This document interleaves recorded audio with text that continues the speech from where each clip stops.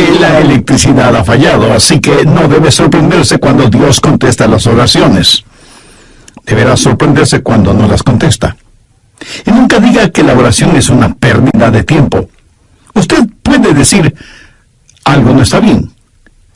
¿Por qué Dios no ha contestado mi oración? Bien, quiero compartir con usted 6 claves para la oración contestada. Y espero que las grabe en su corazón. Son sencillas, nada realmente nuevo, pero algo que necesitamos recordar en una forma más continua y metódica.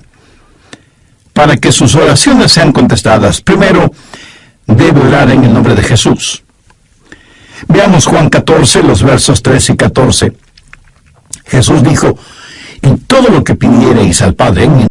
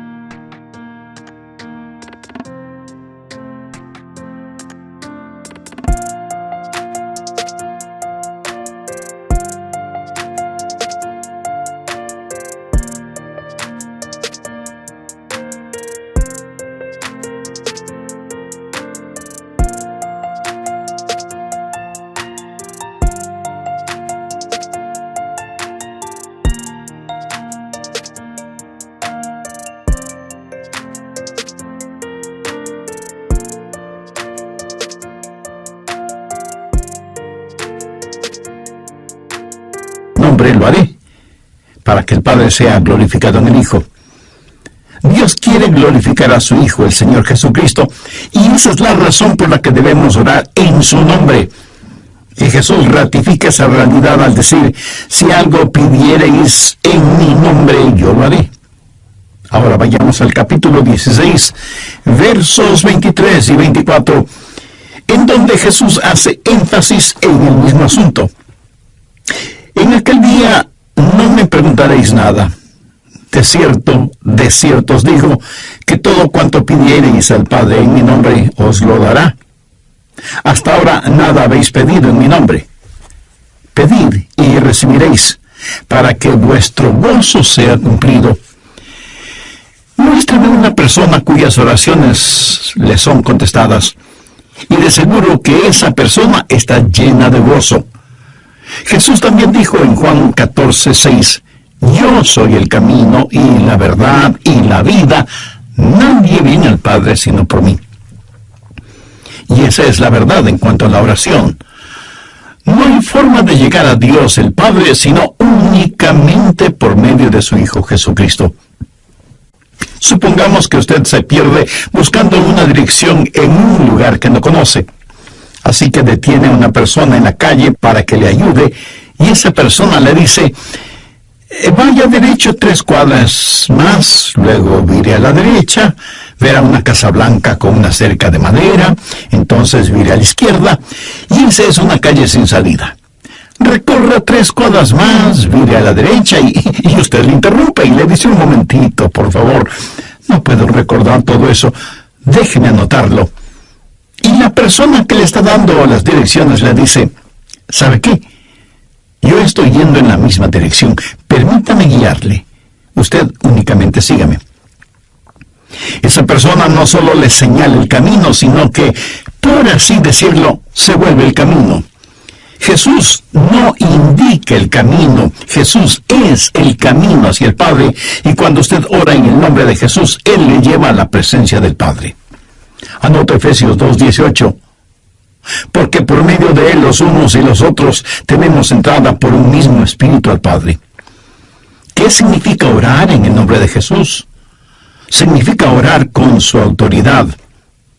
Cuando usted pone su firma en un cheque y se lo da a alguien, esa persona va al banco y lo efectiviza.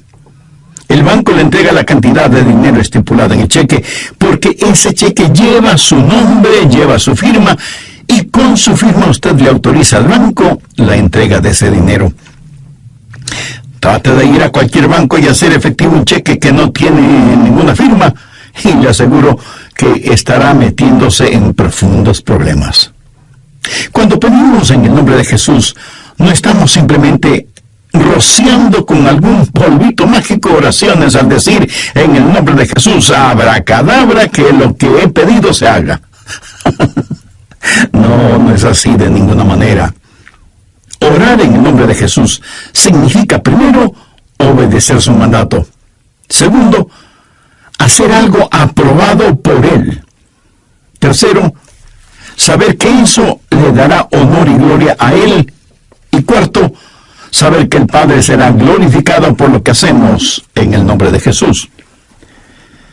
Si usted ora sin usar el nombre de Jesús legítimamente, no tiene ninguna razón para esperar que su oración sea contestada. Ahora, obviamente, el orar en el nombre de Jesús significa que usted debe ser salvo, que debe ser su discípulo y que debe estar en comunión con Él para conocer su voluntad. No solo ora en el nombre de Jesús, sino que también ora en el Espíritu. Veamos Efesios 6:18. Orando en todo tiempo con toda oración y súplica en el Espíritu, y velando en ello con toda perseverancia y súplica por todos los santos.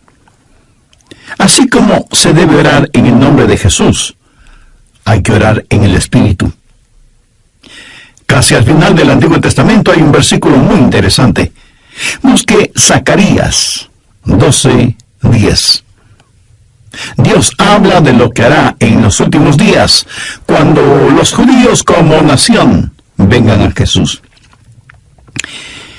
Y derramaré sobre la casa de David y sobre los moradores de Jerusalén espíritu de gracia y oración, y mirarán a mí, a quien traspasaron, y llorarán como se llora por hijo unigénito, afligiéndose por él como quien se aflige por el primogénito. Hay muchas cosas maravillosas en este versículo, pero lo que más me bendice es que Dios dice que hay un Espíritu, el Espíritu Santo, que es el Espíritu de gracia y de oración. ¿Tiene usted dificultades al orar? ¿Sabe por qué? Porque no está lleno del Espíritu. Porque cuando lo esté, la alabanza y la oración fluirán de su Espíritu. Usted estará constantemente alabando a Dios y constantemente suplicando en oración. Dios dice que un día Él va a derramar su espíritu de gracia y oración sobre los judíos, pero Él ya ha derramado su espíritu de gracia y oración sobre usted. Por lo tanto, usted debe orar en el Espíritu. En la pequeña epístola de Judas, el verso 20, dice: pero vosotros, amados, edificando sobre vuestra santísima fe, orando en el Espíritu Santo. ¿Había notado eso? ¿Cómo se desafía usted mismo? Orando en el Espíritu Santo. ¿Por qué es tan importante orar en el Espíritu? Bien, sabemos que cuando oramos en el nombre de Jesús, oramos con autoridad. Pero cuando oramos en el Espíritu, oramos con fortaleza, para que Él nos ayude. Déjeme, le muestro algo en Romanos 8:26. Y de igual manera, el Espíritu nos ayuda en nuestra debilidad, pues que hemos de pedir como conviene, no lo sabemos. Pero el Espíritu mismo intercede por nosotros con gemidos indecibles. Mi amigo, esto significa que cuando usted ora, no lo puede hacer sin el Espíritu, y Él no lo hará sin usted. Es el Espíritu el que ora, y Él hace por usted lo que usted no puede hacer por usted mismo. El Santo Espíritu de Dios inspira, guía, pone energía y sostiene nuestras oraciones. Nuestro espíritu humano es débil, y aunque el Espíritu esté dispuesto, nuestra carne es débil. Por lo tanto, el Espíritu Santo nos ayuda en nuestra debilidad. No hay ninguno de nosotros que alguna vez no haya dicho: fallé en mi vida de oración. Ojalá pudiera orar más. ¿Por qué no puedo hacerlo? Le diré por qué no oramos más. Francamente, porque somos débiles. Pero nuestra debilidad no debe convertirse en incapacidad, sino más bien en fortaleza, porque la Biblia dice que cuando somos débiles, somos fuertes. Si aprendemos a depender en el Espíritu Santo, quien nos ayuda en nuestras debilidades, inspirándonos, guiándonos y capacitándonos. Más aún, Él nos ayuda en nuestra ignorancia. Pues ¿qué hemos de pedir como conviene? No lo sabemos. ¿Alguna vez ha pensado en eso? Estuve una vez en una conferencia bíblica en Dallas. Al finalizar la conferencia, 2 jóvenes estudiantes se me acercaron y uno de ellos me preguntó, «Pastor, ¿usted ora?» Le respondí que sí. Entonces me dio una pequeña tarjeta diciéndome, «Aquí están nuestros nombres. Somos estudiantes en el seminario. Por favor, ore por nosotros». Yo les agradecí y puse esa tarjetita en mi Biblia. He orado por esos estudiantes, pero no creo que lo haya hecho en forma regular. No porque ellos no me importen, pero una asignación de oración es más que 2 nombres en una tarjeta. Si tuviera que orar por todos quienes me piden que ore por ellos, las 24 horas del día serían suficientes, se lo aseguro. Esa es la verdad. Si usted trata de orar por todos y por todo, su oración, en vez de ser un caudaloso río, se convertirá en un estancado pantano.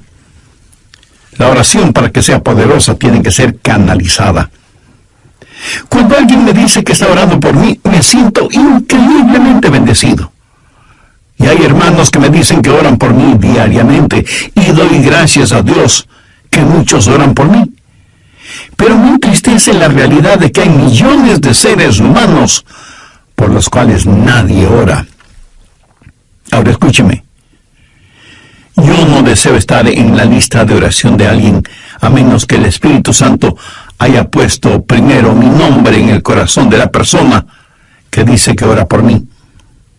Y cuando usted está orando por otras personas en forma individual, muchas veces no sabrá cómo orar por ellos.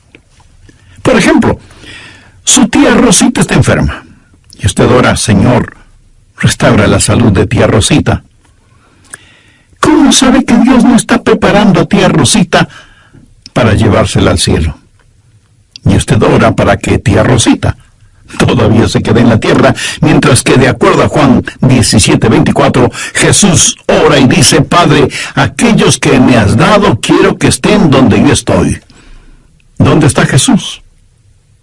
En el cielo. ¿Dónde está la tía Rosita?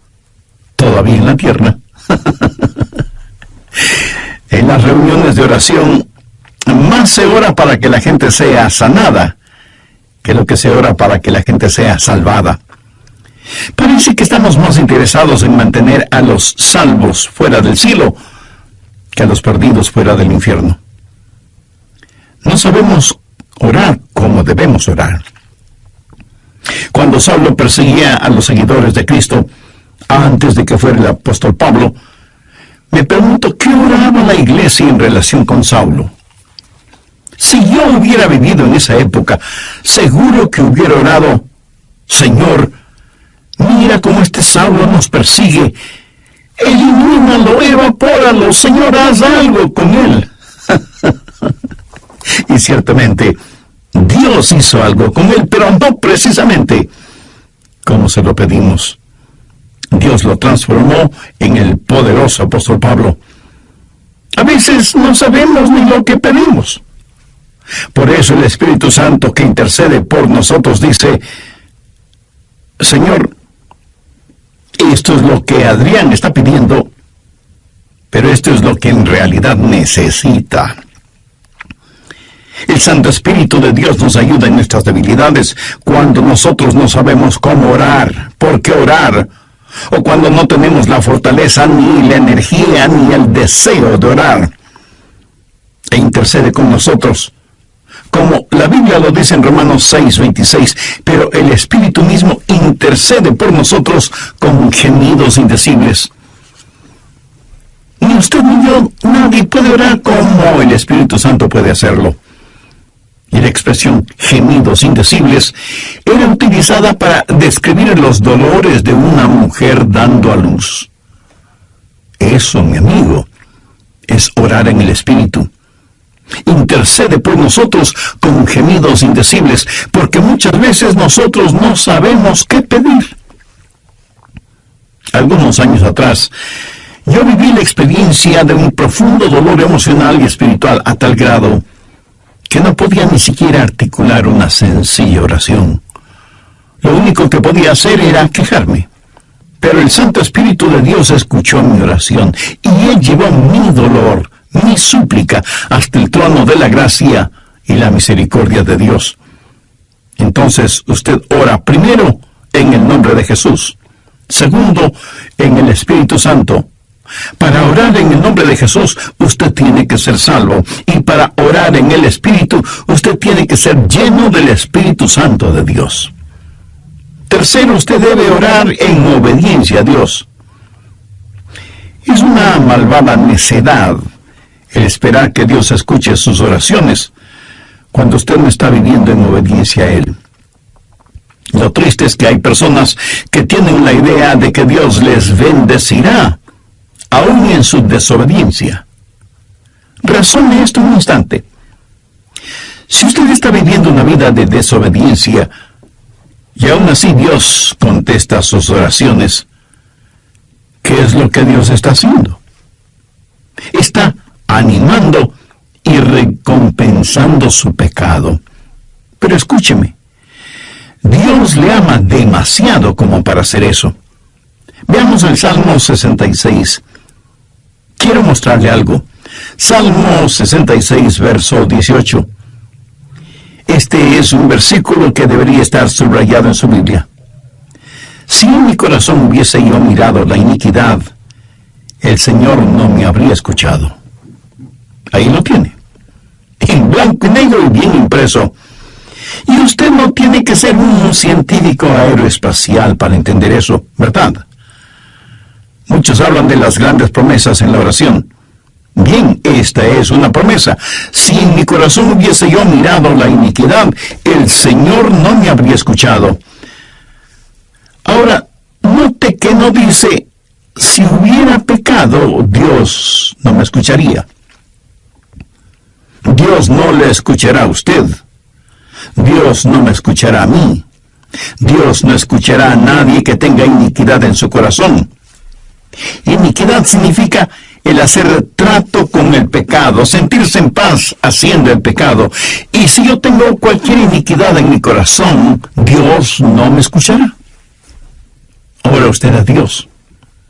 Si tiene algún pecado en su corazón, ¿cómo puede esperar que Dios le escuche? Para que Dios le escuche, usted tiene que arrepentirse de sus pecados y tener a Jesús como su Salvador y Señor. De vez en cuando alguien me dice, pastor, Dios me ha dado la habilidad de decir hermosas oraciones. Y si Dios mismo me ha dado esa habilidad, quiero decir que Él está impresionado con mis oraciones. Mi amigo, hay una buena palabra griega para describir lo que usted está diciendo. Tontería. Escúcheme, Dios no se impresiona con sus oraciones, pero sí se impresiona con su necedad. Veamos lo que dice Isaías 1:13. No me traigáis más vana ofrenda. ¿Sabe usted lo que es una vana ofrenda? Es solo una oración vacía. No me traigáis más vana ofrenda. El incienso me es abominación. Aquí ellos estaban en el templo quemando incienso, ofreciendo incienso en el altar. No me traigáis más vana ofrenda, el incienso me es abominación, luna nueva y día de reposo, el convocar asambleas, no lo puedo sufrir, son iniquidades vuestras fiestas solemnes. ¿Qué es lo que Dios está diciendo aquí? Que todo lo que ellos hacían como parte de su religión, Él lo detestaba. Y en Isaías 1, los versos del 15 al 17, leemos: Cuando extendáis vuestras manos, yo esconderé de vosotros mis ojos. Asimismo, cuando multipliquéis la oración, yo no oiré. Llenan están de sangre vuestras manos, lavaos y limpiaos, quitad la iniquidad de vuestras obras de delante de mis ojos, dejad de hacer lo malo, aprended a hacer el bien, buscad el juicio, restituid al agraviado, haced justicia al huérfano, amparad a la viuda. Veamos ahora Isaías 59:1. He aquí que no se ha cortado la mano de Jehová para salvar, ni se ha agravado su oído para oír. Dios no se ha vuelto manco ni sordo, pero vuestras iniquidades han hecho división entre vosotros y vuestro Dios, y vuestros pecados han hecho ocultar de vosotros su rostro para no oír. ¿Han oído alguna vez algo del libro de Esdras? Vayamos al capítulo 9, verso 6. Esdras está orando y dice: Dios mío, confuso y avergonzado estoy para levantar, oh Dios mío, mi rostro a ti, porque nuestras iniquidades se han multiplicado sobre nuestra cabeza, y nuestros delitos han crecido hasta el cielo. Mi amigo, debemos orar en obediencia. Para resumir un poco todo esto, vamos a la primera epístola de Juan. No el Evangelio de Juan, sino la primera epístola de Juan, capítulo 3, verso 22. Y cualquier cosa que pidiéramos, la recibiremos de Él, porque guardamos sus mandamientos y hacemos las cosas que son agradables delante de Él. Los rebeldes jamás verán sus oraciones contestadas. Déjeme retroceder un poco las páginas de la historia. ¿Recuerda cuando Israel había conquistado Jericó? Y tuvieron que pelear contra un pequeño pueblito. No era ninguna gran ciudad. Un pueblito llamado Ai. Apenas 3 letras, H-A-I, Ai. Y sin embargo, los israelitas tuvieron que huir, como se dice vulgarmente, con el rabo entre las piernas, ignominiosamente derrotados. Y Josué tiene que ir y postrarse delante de Dios y preguntarle cómo pudo permitir que tal cosa sucediera. Mire lo que le contestó Dios en Josué 7, los versos 10 y 11. Y Jehová dijo a Josué: levántate, ¿por qué te postras así sobre tu rostro? Israel ha pecado. ¿Qué está diciendo? Josué, hijo mío, ¿por qué me estás orando?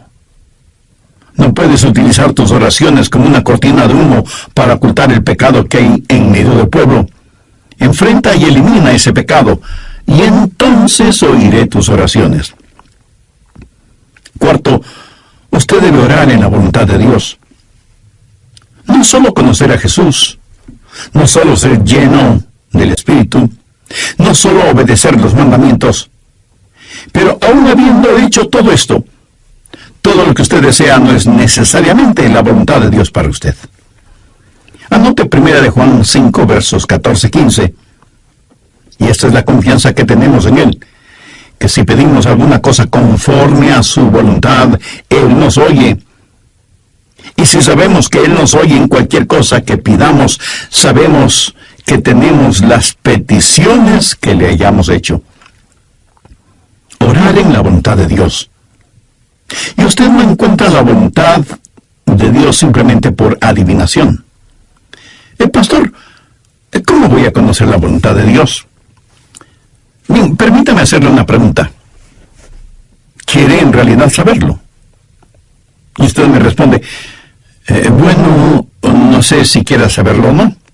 Entonces le haré otra pregunta. ¿Quiere hacer la voluntad de Dios? Y usted me responde: sí, claro que sí. ¿La quiere hacer realmente? Quiero decir, si Dios le dijera este mismo momento: hay algo que deseo que hagas, ¿lo haría? ¿Sabe usted cuál sería la primera pregunta debido a nuestra naturaleza humana? ¿Qué es, Señor? Esa no debería ser la primera pregunta, o la primera. El país de sal, si puedes, viviendo en una choza con piso de tierra, y comiendo carne de serpiente o quién sabe qué otros exóticos alimentos. ¿Sabe qué? Pudiera ser que así suceda. La forma de conocer la voluntad de Dios es aceptando la voluntad de Dios antes de conocer cuál es la voluntad de Dios. Y aunque suena complicado lingüísticamente, espiritualmente no lo es. Pero usted me dice, pastor, quiero más detalles. Muy bien, le voy a dar más detalles. La voluntad de Dios es buena, perfecta y aceptable. Y si piensa que esto lo digo porque soy muy inteligente, pues siento desilusionarle. Veamos qué dice Romanos 12, versos 1 y 2. Así que, hermanos, os ruego por las misericordias de Dios, que presentéis vuestros cuerpos en sacrificio vivo, santo, agradable a Dios, que es vuestro culto racional. No os conforméis a este siglo, sino transformaos por medio de la renovación de vuestro entendimiento, para que comprobéis cuál sea la voluntad de Dios, agradable y perfecta. Usted no necesita saber nada más que esto. La voluntad de Dios es buena, agradable y perfecta. Preséntese usted mismo como un sacrificio vivo y santo delante de Dios, y usted sin ninguna sombra de duda conocerá y comprobará que la voluntad de Dios es siempre buena, agradable y perfecta. La oración es para manipular la voluntad de Dios, para que se amolde a la suya. Es descubrir la voluntad de Dios y meterse de cabeza en ella. Pero escúcheme con atención. En última instancia, usted no encuentra la voluntad de Dios. La voluntad de Dios lo encuentra usted. Cuando su corazón está bien con Dios, usted presenta su cuerpo como un sacrificio vivo y rehúsa el ser amoldado por el sistema y los valores del mundo, para más bien ser transformado, renovado en su mente y empezar a pensar los pensamientos de Cristo y por lo tanto tener la capacidad de orar en la voluntad de Dios. Quinto, orar en comunión con los creyentes.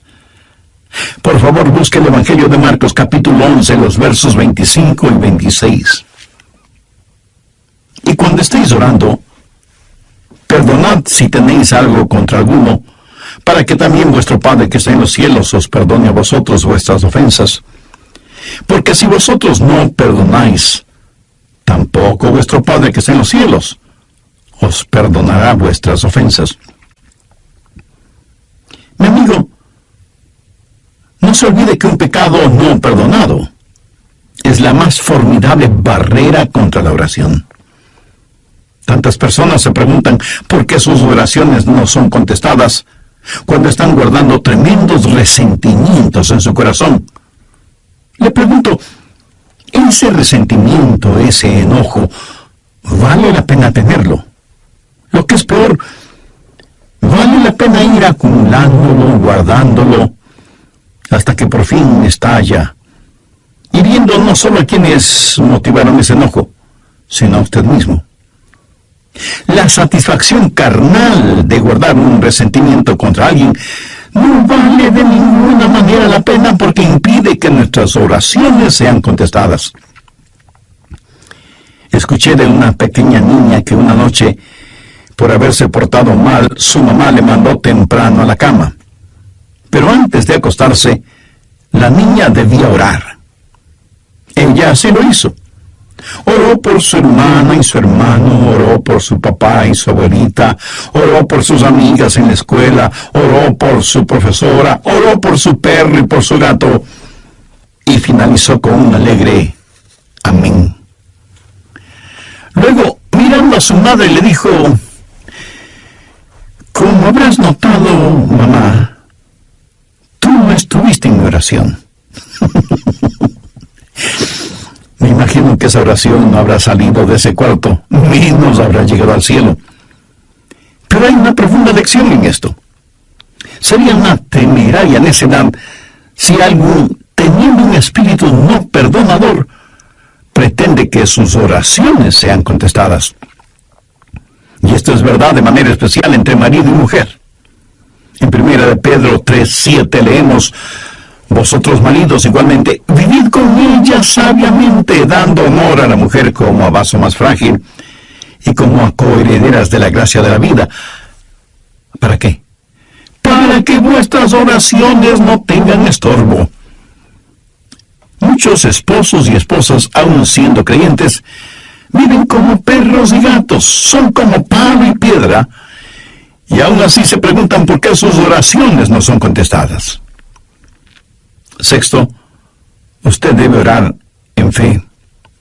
En Mateo 21:22 leemos: y todo lo que pidiereis en oración, creyendo, lo recibiréis. Por favor, subraye en su Biblia la palabra creyendo. Ore creyendo, y todo vendrá. Ore dudando, y nada tendrá.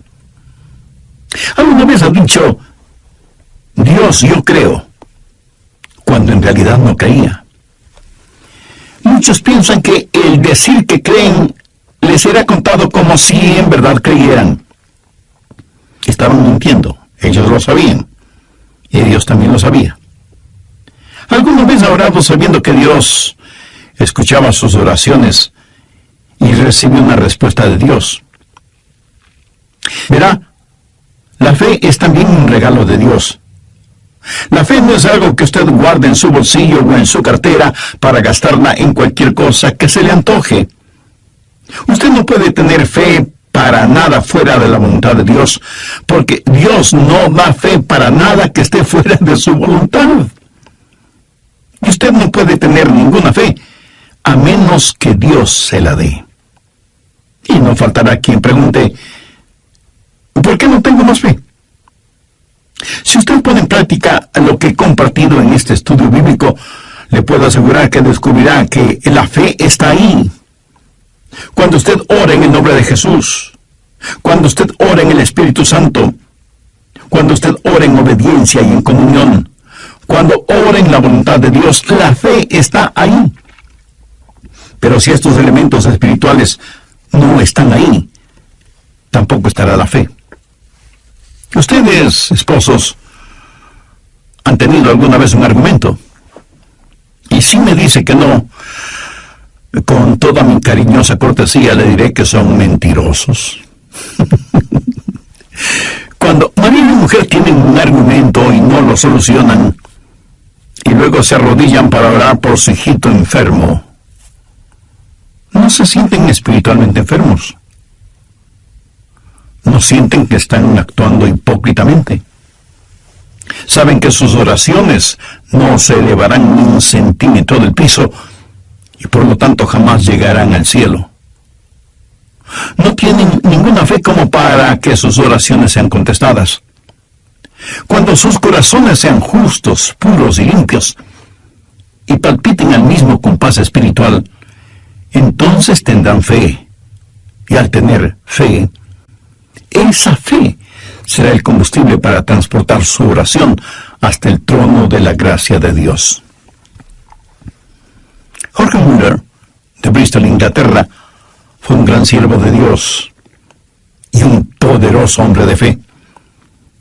Él tenía un diario personal en el cual anotaba todas las instancias de oraciones contestadas y llegó a registrar 25,000 oraciones contestadas, algunas de ellas increíblemente milagrosas, imposibles de explicarlas, aparte de la intervención de Dios. Alguna vez alguien le preguntó a George Muller: ¿cuál es el secreto para que las oraciones sean contestadas? ¿Sabe cuál fue su respuesta?